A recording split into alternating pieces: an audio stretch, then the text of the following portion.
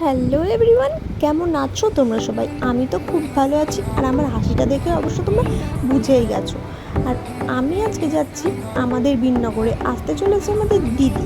আর আমাদের দিদি মানে আমাদের সবার দিদি, আমাদের দেশের মুখ্যমন্ত্রী মমতা বন্দ্যোপাধ্যায়। তো তাই জন্যই আমরা সবাই মিলে চলে যাই স্টেডিয়ামে বিননগরে। আমার সাথে ছিল আমার মা, আরও ছিল অনেকেই। আর হ্যাঁ, আমরা কিন্তু ওখানে গিয়ে দেখি সবাই অনেকেই একই রকম শাড়ি পরেছিল। প্রচণ্ড ধুলো উঠছিল, কারণ হেলিকপ্টার নামছিল, আর হেলিকপ্টার নামলে তো অবশ্যই ধুলো হবে, এটা তো তোমরা জানো। আর দেখো, হেলিকপ্টার কিন্তু চলেও আসে, আর আমাদের সবার মাঝে চলে আসেন দিদি, মানে মুখ্যমন্ত্রী মমতা বন্দ্যোপাধ্যায়। দিদি চলে আসে, নেমেও পড়ে দিদি, এসে কিন্তু দিদি স্টেজেও চলে যায়, কিন্তু আমি তো এখনও দেখতে পাইনি দিদিকে, কারণ প্রচণ্ড ভিড় ছিল। এত ভিড়ের মাঝে তো দেখা যায়ই না, তা ভিডিওটা করেছি কোনো রকম। এত ভিড় আর এত গরম, এই ঠেসাঠেসিতে মানে মানুষের শরীর খারাপ হয়ে যাওয়ার মতন।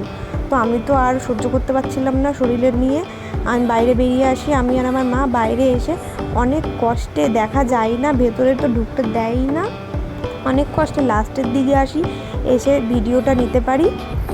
তারপর আমরা দিদির কিছু ভাষণ শুনে দিদিকে টাটা বাই বাই করে আমিও চলে যাই বাইরে, গিয়ে একটু ডাব খাই, খেয়ে বাড়ি চলে যাই। আর ভিডিওটা তোমাদের এখানেই শেষ করছি। যদি তোমাদের ভিডিওটা ভালো লেগে থাকে অবশ্যই লাইক, কমেন্ট, শেয়ার, সাবস্ক্রাইব করে দিও।